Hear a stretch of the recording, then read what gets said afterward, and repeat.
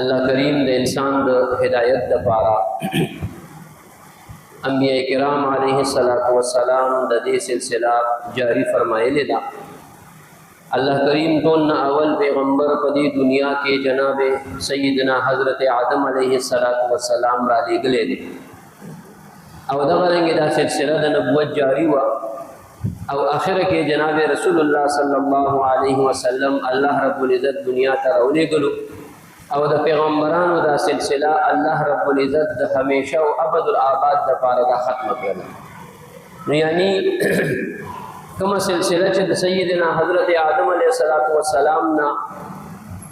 شروع شوه او هغه سلسله په جناب رسول الله صلی الله علیه وسلم باندې ختم شوه په دنیا کې د هر یو چیز یو ابتدا وی یو انتها وی څنګه چې د یو چیز ابتدا کیږي د قرنګ د دې چیز به انتهام کیږي سحر نور روخیږي د ورځ ابتدا وشي او ماخام نور ډوب شي د ورځ انتها وشي ماخام سپوږمۍ روخیږي د شپې ابتدا وشي سحر سپوږمۍ غیب شي ختم شي د شپې انتها وشي انسان پیدا شي د دې د ژوندۍ ابتدا وشوه انسان دنیا نه مړ شو د دې د ژوندۍ انتها وشوه ماشوم په سکول کې داخل شي د دې د تعلیم ابتدا وشوه او دې بیا د کالج او د یونیورسيټي نه فارغ شي د دې د تعلیم انتها وشي ماشوم په مدرسه کې داخل شي د دې د اسلامی تعلیم ابتدا وشوه او دې بیا دوره حدیث ته ورسیږي پټه ورته سر باندې وتړي نه د دنیاوی لحاظ سره د اسلامی تعلیم انتها وشوه د هر یو چیز چې ابتدا ده د دې چیز انتهام شته د قرنګ الله رب العزت چې د کوم انبیاء سلسله جاری کړی و نو د هغه ابتدا د حضرت آدم علیه السلام نو شو او د هغه انتها په جناب رسول الله صلی الله علیه وسلم باندې شو د ټول امت مسلمه چې هر چا دا کلمه ویل دا چې لا اله الا الله محمد رسول الله صلی الله علیه وسلم چې دا کلمه ویل دا د هغه د عقیده دا چې جناب رسول الله صلی الله علیه وسلم د الله کریم آخری پیغمبر دی دین پس بل پیغمبر ناراضی په اس قسمه صورت کې نه ذلی صورت کې نه تشریعی صورت کې نه غیر تشریعی صورت کې نه بروزی صورت کې اس قسمه پیغمبر بدی دنیا ته دوباره تشریف نه راوړي دا د ټول امت مسلمه عقیده او دا د ټول امت مسلمه ایمان دی ایمان په خبره باندې دې عقیده د ختم نبوت وای دا از د کول په هر مسلمان باندې فرض دی څنګه چې موږ عقیده ذکرې دا چې الله یو دی دا الله سره بل شریک نشته دی نه داغه په قوت کې څوک برابر دی نه داغه په طاقت کې نه په علم کې نه په قدرت کې اس یو سیس کې د الله رب العزت سره څوک برابر نشته دی ولم یکن له کفوا احد داغه برابر او همسر څوک هم نشته دی دا عقیده ذکول فرض دی چې کوم پر د انسان عقیده د توحید نوي د مسلمان نه دی دغه رنګ عزتمندو عقیده د ختم نبوت ذکولم فرض دی د چا عقیده چې د ختم نبوت نوي د مسلمان نه دی دیبا موس کئی دیبا روجہ ساتی دیبا طول عبادت کئی اللہ تعالیٰ تا بدد یو عبادت قبول نوی زکا کم خلقو چی بدی دور زمانہ کے دا نبوت دعویٰ کرے دا داغی متبعین دی اغین چکل تپو سکڑی شی چی تاثر داخلق والے کافر وی اغی وی داخلق موسر ظلم کئی زان نے مظلوم جوڑ کرے دے مظلوم خصوصا یورپی ممالک و تلاشی او الت شکایتونه کوي چې یره موږ سره ظلم کیږي لګیا دي موږ مسلمانان یو او موږ ته کافر وای او موږ ته مرتد وای او موږ ته جمعه جوړولو ته نه پریدي او اسلامي شاعر ژوند کولو ته نه پریدي اذان ته نه پریدي سره عام قرباني کولو سره عام حج عمره کولو ته نه پریدي موږ سره ډېر ظلم شروع دی ډېر زیاته موږ سره شروع دی بهر ملکونو کې خلکو ته وای مسلمان موږ ته کافر وای خبره د سره د عزتمندو خبره د سره دا خبره دا سره چې د دې څومره کتابونه تاسو راوچت کړئ د دې غټ غټ کتابونه براهین احمدیه او دا سه نور لوی لوی کتابونه هغه کې تاسو وګورئ نو مرزا غلام احمد قادیانی چې د دې دجال او دروغجن پیغمبرو هغه لیکلي دي چې کم انسان سوچ ویل کم انسان زما پیغمبري نه مني سوچ کوي کم انسان زما پیغمبری نہ منی اغا کافر دے او پرلے درجے کا کافر ہے خم ټیک او ښه مردار کافر دی او هغه د کنجرې ښځې بچی دی. اوس وایئ موږ خو که ویلي وي څه دلیل په بنیاد هم ویلي دي او ټوله دنیا کې چې څومره مسلمانان دي هغه ټولو ته چا کافر وویلي؟ مرزا قادیاني ورته کافر وویل. ابتدا د هغې د طرف نه شوې ده او ځان مظلوم ښکاره کړو چې جي موږ خو مظلومان یو، موږ ته خلک کافر وایي او ټولې دنیا انسانانو مسلمانانو ته کافر خو پرېږده چې دا د کنجرو ښځو بچي دي وایي. د حضرت آدم علیه السلام نه تاسو قرآن هم وګورئ، تاریخ هم وګورئ، حدیث هم وګورئ، ته جناب رسول الله صلی الله علیه وسلم پورې چې څومره پیغمبران راغلي دي، 100 لاکھ کم او پیش پیغمبران راغلي دي، یو پیغمبر هم کنزل نه دي کړي. یو پیغمبر هم کنزلمار پیغمبر الله یوم دی دنیا ته نه دی رالیږلی. دا څنګه پیغمبر دی چې کنزل کوي؟ دا څنګه ځان ته وایي چې زه پیغمبر یم چې کنزل کوي امتیانو ته او انسانانو ته؟ او دا خو پرېږده، ده خو د داسې داسې ګستاخیانې، داسې داسې د الله د ذات ګستاخیانې، د انبیاو ګستاخیانې، د جناب رسول الله صلی الله علیه وسلم ګستاخیانې، د صحابو د اهل بیتو د ټولو مسلمانانو ګستاخیانو بیا د بیانې کړي دي. دا هم دا پیغمبر کېدی شي چې هغه به شراب څښي، په خپله زوی لیکلي دي، بشیر الدین لیکلي دي، پلار به شراب څښل وایي. دا پیغمبر کېدی شي چې نامحرم جنکۍ به راتلې او د ده په خپو په لاسونو باندې به زورونه کول، څنګه چې انګریزان بربند پراته یو او ښځې والا جنکۍ والا دقه رنګې بدله به زورونه کول. دا داسې پیغمبر په دنیا کې لا تېر شوی دی. یو پیغمبر هم خپل امت ته د خپل ذات د وجې نه خیرې نه دي کړي. یو پیغمبر هم خپل امت ته کنزل نه دي کړي، بدې ردې نه دي ویلي او د خپل ځان د رسول الله صلی الله علیه وسلم نه معاذ الله ښه ښودلی دی. وایي زه د هغه نه ښه یم، وایي کومه سپوږمۍ چې 1400 کاله مخکې راختې وه، وایي هغه د هغې ابتدا وه، هغه کامله او مکمله نه وه. وایي سوچ کوه، څوک یادوي؟ څوک یادوي؟ امام الانبیا یادوي، هغه کامله او اکمله نه وه. اوس چې 1400 کاله پس کومه سپوږمۍ راوخته په قادیان او پنجاب کې، دا د هغې نه زیاته کامله او اکمله ده، د 1400مې سپوږمۍ ده. وایي معاذ الله معاذ الله. داسې اوس یو کس ته مسلمان ویلی شي ته یقین وکړئ په د انسان ویلو قابل هم دا سړی دی. داسې د دې حرکتونه د هغې هغه خبرې زه تاسو ته شروع کوم، نو کمې کمې غلطې خبرې، کمې کمې کنځلې، کمې کمې بدې ردې د مسلمانانو د انسانانو باره کې ویلي دي. او انبیاو ته وګوره خپل امت ته دعاګانې کوي، خیرې نه کوي. خپل امت هغه وخت چې د جناب رسول الله صلی الله علیه وسلم د خپو مبارکو نه وینه روانه ده، د بدن مبارک نه وینه روانه ده، د ملا مبارک نه وینه روانه ده، د سر مبارک، د خپو مبارک، د بدن هرې حصې نه وینه روانه ده. او حضرت عائشې ته تپوس وکړو رضی الله تعالی عنها چې تاسو باندې ټول نه زیات تکلیف کله راغلی دی؟ امام الانبیا ورته فرمایي کله چې ستا قوم په طائف کې زه په کاڼو باندې وویشتمه، داسې تکلیف ما باندې بیا چېرته نه دی راغلی. د ټولو انبیاو تکلیفونه که را یو ځای کې زما د یو طائف تکلیف ته نه رسېږي. په هغه دوران چې ځای د پناه د رسول الله صلی الله علیه وسلم دپاره نشته دی، هغه سخت تکلیفونو کې د غرونو فرشته حاضره شوه او جناب رسول الله صلی الله علیه وسلم ته فرمایي ما ته اجازت راکړه، زه الله طرف نه رالیږلی یم، د الله نه مې اجازت اخیستی دی او راغلی یم، ما ته اجازت راکړه چې د دوو غرونو منځ کې دا ټول خلک چخلي کړم او ختم یې کړم چې آینده لپاره څوک داسې تاسو سره حرکت ونه کړي. جناب رسول الله صلی الله علیه وسلم ته فرمایي زه الله رب العزت رحمت للعالمین جوړ کړی شوی رالیږلی یم. او بیا دعا وکړه اللهم اهد قومي فانهم لا يعلمون، یا الله زما دې قوم ته هدایت ورکړه، یا الله دوی نه پوهېږي، یا الله دوی ما نه پېژني، دوی په غلط فهمۍ کې دا کار کوي لګیا دي. دعا یې ورته وکړه او وایي زه دا امید ساتمه که دوی مسلمانان نشو الله تعالی به د دوی په نسلونو کې مسلمانان پیدا کړي او هغه به زما د دین خدمت کوي. اوس یو بله خبره ښکلې او مزېداره واوره، نن چې مونږ په دې پاکستان او هندوستان کې مسلمانان یو، نن چې بر صغیر کې دا انسانان په کروڑونو باندې مسلمانان دي دلته یو کس راغلی و دلته سونو کاله مخکې یو کس راغلی و محمد بن قاسم په دې سند طرف نه راغلی دی او دې د باب الاسلام هم وایي دې طرف نه اسلام په دې علاقه کې داخل شوی دی او د محمد بن قاسم تعلق د بنو حنیف قبیلې سره بنو ثقیف قبیلې سره او بنو ثقیف قبیله دا په طائف کې اوسېده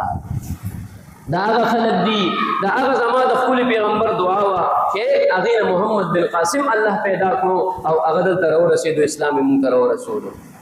هغه ټیم دعا کړې وه چې ختم یې کوي محمد بن قاسم به نه پیدا کېدو اسلام به بر صغیر ته نه راتلو پته نشته چې مونږ به د چا عبادت کولو یا به نور ته پراته یا به سپوږمۍ ته پراته یا به کاڼو ته یا ونو ته یا بوټو ته یا به سمندرونو ته پراته سجدې به م کولې نن چې مونږ مسلمانان یو د هغه د طائف واقعه او د رسول الله صلی الله علیه وسلم دعا وه الله تعالی د هغې په ذریعه مونږ ته ایمان راکړو نو پیغمبران په دعاګانې کوي دعاګانې اوحد کې زما استا خوب پیغمبر پاک صلی الله علیه وسلم غاښونه مبارک زخمی شو بدن مبارک زخمی شو بېهوشي پرې راغله او چې هوش راغی صحابه ورته وایي خیرې وکړې د مکې کافرانو ته خیرې وکړئ جي ډېر ظلم وکړو ستاسو اویا جانثاران شهیدان کړل تاسو یې زخمي کړئ په کاڼو باندې وویشتئ په تورو باندې ووالئ ای د الله پیغمبره دې کافرانو ته خیرې وکړه رسول الله صلی الله علیه وسلم لاسونه مبارک اوچت کړل مسلمانانو ویل صحابه ویل اوس به کافران خدای تباہ و برباد کی او د پیغمبر علیه السلام د مبارک خلی نه راووتو اللهم اهد قومي فانهم لا يعلمون یا الله زما دې قوم ته هدایت ورکړه دی نه پوهېږي وایي صحابه حق حیران پاتې شو او حقیقت کې وما ارسلناک الا رحمتا للعالمین حقیقت کې ښه الله تعالی خپل ځان ته وایي الحمدلله رب العالمین زه رب العالمین ما او زما پیغمبر وما ارسلناک الا رحمتا للعالمین زما پیغمبر رحمتا للعالمین دی که زه د ټولو جهانونو دپاره رب ما او د دې پیدا کوونکی ما او د دې تربیت کوونکی ما نو زما پیغمبر د ټولو جهانونو دپاره رحمت للعالمین دی ټول جهانونو ته رحمت چې رسیدلې دی ټول جهانونو ته برکتونه چې رسیدلې دي دا زما د خپل پیغمبر د برکت رسیدلې دي نو داسې الله رب العزت داسې یو پیغمبر دی دنیا ته راوستو چې اوس د هغې نه پس د بل پیغمبر ضرورت نشته دی چې نور روخیږي نو بیا نه د ډیوي ضرورت شته نه د بلب ضرورت شته نه د سپوږمۍ ضرورت شته نه د ستورو ضرورت شته د هېڅ قسمه لیټونو ضرورت پاتې نه شو ځکه چې نور راوختو زما او ستا پیغمبر پاک صلی الله علیه وسلم په مثال د نور دی کله چې راوختو اوس د هېڅ قسمه پیغمبر ضرورت پاتې نه شو قیامته پورې به بل پیغمبر نه راځي دا د مسلمانانو عقیده ده دا د مسلمانانو عقیده ده را روان میاشت ستمبر دی ستمبر میاشت ده نن 30 دی څه شی دی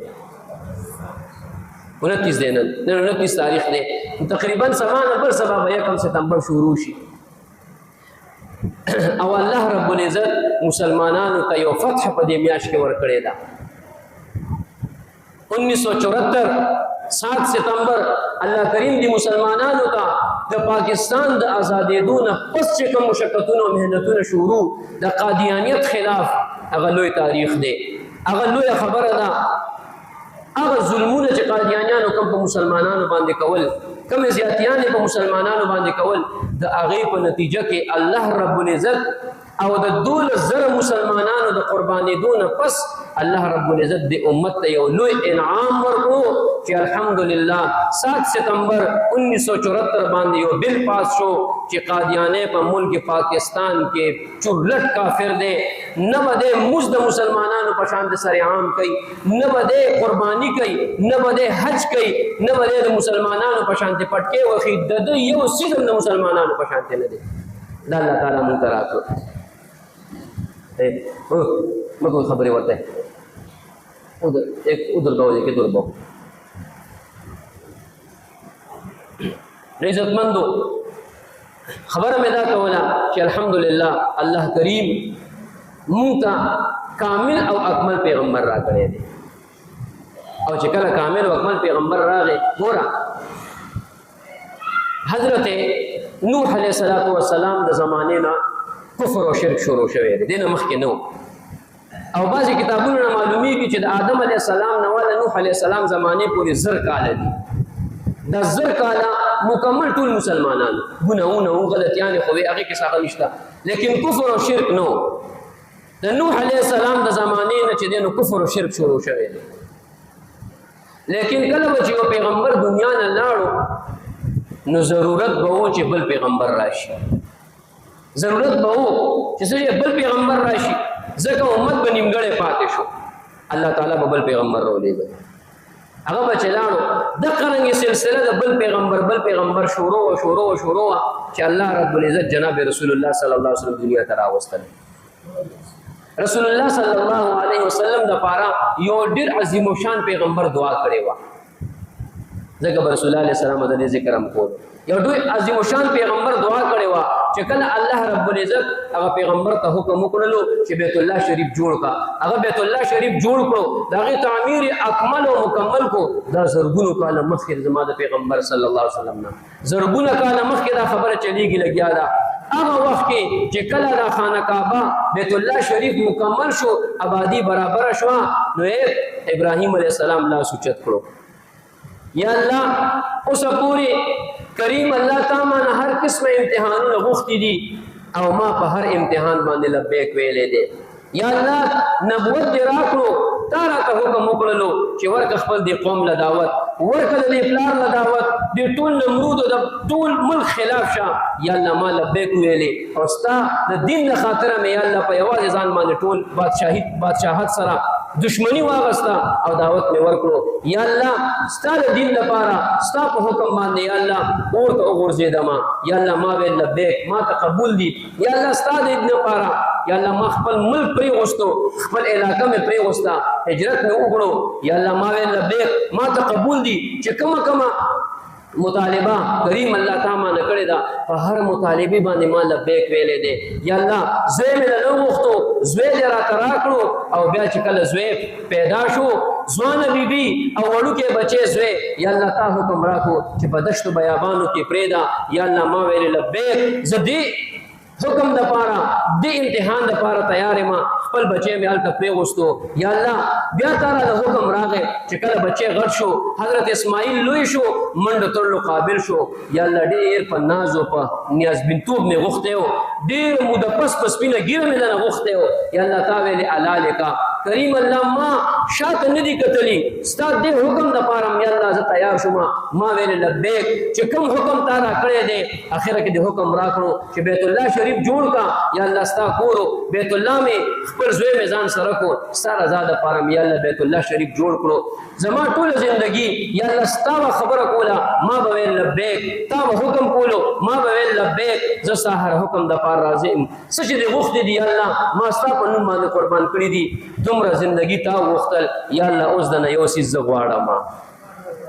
یا الله اوس زما نمبر راغلی دی، ګیره مې سپینه ده، بوډا یم، دنیا نه د تلو وخت مې رانږدې دی. یا الله یو څیز دنه زه غواړم، او داسې څیز دنه غواړم سبحان الله، داسې څیز دنه غواړم چې ستا په خزانه کې بل نشته دی، کوم یو دی یو، او هغه چې دنیا ته راځي هغې دپاره زوال نشته دی، هغې د نوم دپاره زوال نشته دی. کله چې زما ستا د پیغمبر پاک صلی الله علیه وسلم زامن ختم شو، زامن وفات شو، 3 بچیو وفات شو، خلکو ویلې کافرانو خندل،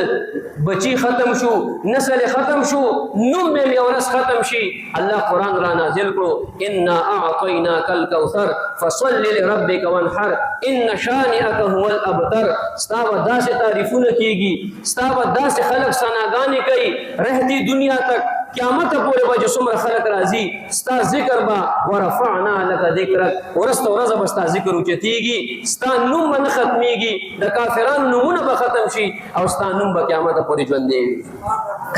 الله تعالی داسې شان ورکړو ورله عزتمندو. ابراهیم علیه السلام لاس اوچت کړو، ربنا وابعث فیهم رسولا. یا الله زه تا نه د آخري پیغمبر سوال کوم، یا الله ما ته آخري پیغمبر راکړه. دا سوال حضرت ابراهیم علیه السلام په دغه وخت کې وکړلو. نګوري عزتمندو زرګونو کال مخکې زموږ ستا پیغمبر دپاره سوال کېږي لګیا دي. دې نه لږ مخکې لاړ شه، دې نه لږ مخکې لاړ شه عزتمندو. یو پیغمبر دی، پیغمبر حضرت یوشع علیه السلام الله تعالی زمونږ د پیغمبر تعریفونه کوي ورته وای اے یوشا وای زه به یو داسې پیغمبر را لېږم که ته ډیوه بله کې که ته چراغ بل کې او هغه پیغمبر د ډیوې د پاسه خپه کېږي هغه ډیوه به نه مړه کېږي وایي داسې نرم مزاج پیغمبر به را لېږم او که چېرته هغه په اوچو لرګو باندې خپه کېږي الله تعالی حضرت یوشا ته فرمایي وایي هغه اوچ لرګي به کړسار نه کوي اواز به نه وباسي داسې نرم مزاج پیغمبر به را لېږم زرګونو کاله مخکې زما او ستا د پیغمبر تعریفونه کېږي حضرت یوشا علیه السلام وایي یا الله دا امت خو ما ته راکړه یا الله دا امت خو ما ته راکړه دا پیغمبري خو ما ته راکړه الله تعالی ورته وایي چې نه دا ما خپل محبوب دپاره دا مرتبه او مقام ساتلی ده بیا ورته وایي یا الله ما دې امت کې پیدا کړه الله پیغمبر وایي څومره لوی امت بیا چې پیغمبر وایي ما دې امت کې پیدا کړه سبحان الله د پیغمبر مقام ته د ټول امتیان که په کربونو او بې حسابه بې کتابه نشي رسېدی د پیغمبر د خپل خبرو ته نشي رسېدی دومره لوی مقام د امت ته الله ورکړی دی چې موسی علیه السلام دعا کړې ده یا الله ما د امت کې پیدا کړه دین لږ مخکې لاړ شه سبحان الله دین لږ مخکې لاړ شه حضرت آدم علیه السلام الله تعالی پیدا کړو اوس آدم علیه السلام ته ورسېدو حضرت آدم علیه السلام الله تعالی پیدا کړلو جنت ته لاړو الله تعالی ورته فرمایل ولا تقربا هذه الشجره فتكونا من الظالمين بوټي د باندې نږدې کېږي دا مې ته وښود کوم بوټي الله ته پته ده آدم علیه السلام کور والا مر سره ده اول لاړه کور والا هغه بوټي وخوړو فوسوس لهم الشیطان شیطان وسوسه واچوله کور والا ورته سم نه کېږي وګوره ټیم وخوره آدم علیه السلام هغه بوټي وخوړو کپړې د جنت کوز شوې الله تعالی فرمایل اهبطوا فإن لكم اهبطوا کوشئ د دواړه سره د انسانانو سره کوم ستا په شا کې موجود دي کوشئ دنیا ته آدم علیه السلام قطه راکوشو څلوېښت کاله الله ته وژړل څونه جي څلوېښت کاله حدیث مبارکه کې راځي چې الله تعالی نے دعا وکړله یا الله د محمد رسول الله په خاطر باندې ما معاف کړه ټول وایي سبحان الله څوک وایي آدم علیه السلام ایله د دنیا کې د انسانانو ابتدا وشوه آدم علیہ السلام وی یا اللہ دا محمد رسول اللہ کو خاطر ما معاف کا اللہ تعالیٰ ورته سره د علم تپوس کوي تا د څه بدل چې محمد څوک دی صلی الله علیه وسلم ته محمد رسول الله څه پیژنې یا الله کله چې تا زه پیدا کړم خټنه دې جوړ کړم روح دې راکې پوک وهلو ما کې چې سار رااله ما چې بر عرش ته وکتل عرش باندې لیکلي لا اله الا الله محمد رسول الله ما ویلې چې کوم نوم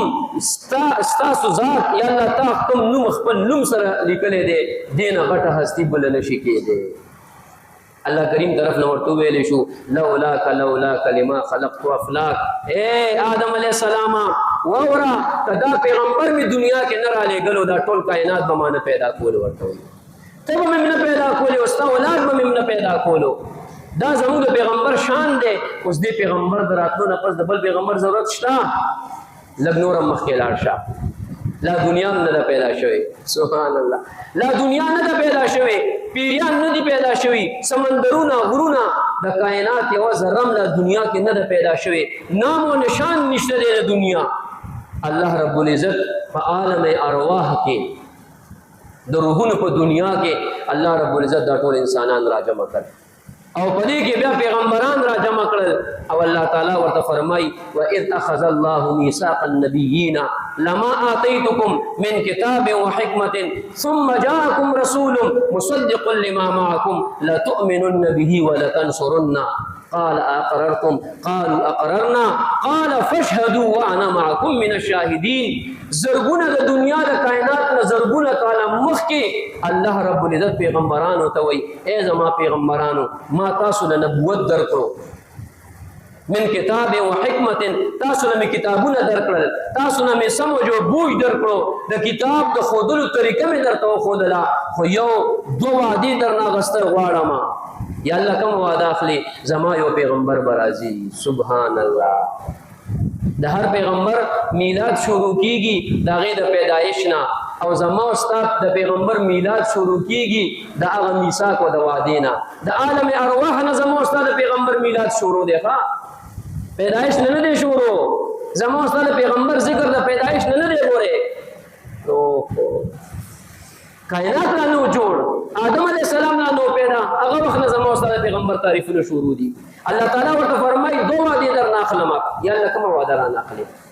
زما یو پیغمبر برازي لا تؤمنون به ولا تنصرون تاسو زما په پیغمبر باندې ایمان امروړی او داغه مدد او نصرت هم کوي ورته اوس وایا دومره کامل پیغمبر دومره اکمل پیغمبر چې هغه دنیا ته تشریف راوړو اوس د بل پیغمبر ضرورت نشته دی اوس عیسی علیہ السلام برازي ابدا نه وای چې زما پیغمبري ومنه ولی ضرورت نشته ابدا نه وای زما کتاب انجیل ومنه ولی ضرورت نشته ابدا نه وای زما په طریقو باندې روان شه ولی ضرورت نشته اب سوی محمد رسول الله پیغمبر ومنه هغه بسوي قران کتاب ومنه اب سوي د خپل پیغمبر سنتونو باندې عمل وکا اب دا وي او پیغمبر د پیغمبر خپل طریقې سنت وي د پیغمبر خپل طریقې سنت وي عیسی علیہ السلام په خپل طریقې نه اپناوي خپل ژوندۍ بم د پیغمبر علیہ السلام د طریقو مطابق تیري سبحان الله یاره دومره لوی پیغمبر او په دنیا کې په عالم انسانیت او په عالم کائنات کې داسې یو امت نه دی راغلی چې پیغمبر د هغه مقتدی جوړ شوی وي داسې یو امت نه دی راغلی چې پیغمبر د هغه مقتدی جوړ شوی وي الله رب العزت دې امت ته دا فضیلت ورکړی دی چې حضرت عیسی علیہ السلام الله کریم د اسمانونو نه راکوز کړو او د دې امت مقتدی جوړ کړل چې ته شاته ودرېږه او د محمد رسول الله امتی به مخکې ودرېږي سبحان الله دومره کامل او اکمل پیغمبر چې الله راکړو اوس د بل پیغمبر ضرورت نشته مونږ ته نو زموږ استاد ایمان او یقین دی چې جناب رسول الله صلی الله علیه وسلم د الله تعالی اخیری پیغمبر دی 7 ستمبر خبره به ان شاء الله را روانه جمعه باندې به تکوم دغه تفصیل بیانوم درته نن د پیغمبر صلی الله علیه وسلم په ختم نبوت باندې دلایل عقلی نقلی دلایل قران او سنت نه درته دلایل ویلې کم خلق د قادیانیت په شکل کې د مرزایت په شکل کې یا د هر یو شکل کې د رسول الله صلی الله علیه وسلم نه پس د پیغمبري دعوه کوي دا د جهان او د دنیا بدترین کافران دي عیسی سره کاروبار کولای شي ناستا ولاړه کولای شي خوراک کولای شي ور سره تر دې پورې چې تعلق وسره ساتل شي دنیاوی هندو سره ساتل شي سکھ سره ساتل شي يهودي سره ساتل شي مجوسي چې د عور عبادت کوي دغه سره ساتل شي د قادیانی سره سلام دعا پرې چې دغه مخته کتلم ګناه ده چې د پته ولګي چې دا قادیانی دغه مخته کتلم ګناه ده چې جای کا چې هغه سره ته کاروبار کې او هغه سره کېنی او هغه سره همدردیان ساتي زموږ خلک متاثر شي وي چې هغه وي مونږ پیغمبر علیه السلام اخیری پیغمبر هم منو روزم ساتو دې قبله ته مسکو د قران تلاوت کو هر څه منو اسجمو منو او پیغمبر علیه السلام اخیری پیغمبر هم منو وي زمو ناپوهه خلک چې د حقیقت نه واقف نه هغه وي خبره خو ډیره خبره وکړه یاره اسی وته د مولیان وي چې تاسو کافران یې نو بیا وته سکه ته بیا دا لاس نه رونی سي راځه مولانا صاحب لزو هغه مخکې به یو دوه خبرې وکړي بس هم د خبرې وکړي او کنور نه تاسو د یو سوال خیمه الله تعالی دې وسره دې ګن سره واسطه را مولا الله دې زمون سورې د دین لري ساتي یو سوال دی وکړه وای ټیک شروع ارسمنی او دومره وایا چې د رسول الله صلی الله علیه وسلم نه پس چام چې د پیغمبري دعوه په هر صورت کې کړي دا کافر دی مرتد دی دجال دی وایا یقینو که د رنگونه والو دا غزو دا میدان وایا مرزا غلام قادیانی کافر دی مردار دی مرتد دی مړ بشي دا الفاظ به خلینو نه باس مړ بشي دا الفاظ به خلینو نه باس یو عالم یو واقع دی کلی دا یو ځیته یو قادیانی راغلی هندستان واقع دا یو قادیانی راغلی بیان کولو خلک قادیانیت تراوستل د قادیانت دعوت او دلایل خلکو ته ورکول خلک ته خبر نو یو لوار لګیا دی چړې تیر کوي یو لوار او تبرګونه لګیا دا شونه جوړی لګیا دی هغه ته چاو ویل لکه دلته یو کس راغلی دی او قادیانې مولا دی او خلک ګمراه کوي ښا بس ته به یې پوږه واچولو او رومال یې په دبره واچولو را روان شو او بس ډېر په چل ول باندې سټیج ته ځان ورسولو او هغه مولا سر ته ودرېدو تبر یې راوښکو او په سر یې ولا تبر کېغوستو ورته وایي په دې سپیکر کې ووایه چې قادیانې ګل مرزا غلام قادیانې کافر و هغه چې تبر ته وکتل دې ته وکتل چې خو سړی خو بالکل داسې حالت کې راغلی دی چې ځان نه تېر او بېر دی و شا به ووایه چې مرزا غلام قادیانې کافر و وایي مرزا غلام قادیانې کافر و تبر یې په سر دی اوس وایي چې د هغې منونکي هم کافر دي د هغې منونکي هم کافر دي چې کومه کنځلې په خوله راتله ټولې ورته وکړي هغه کس به ټولې هغه ملا به ټولې کنځلې ده به چې ویلې به ویلې هغه ته وایي پاسه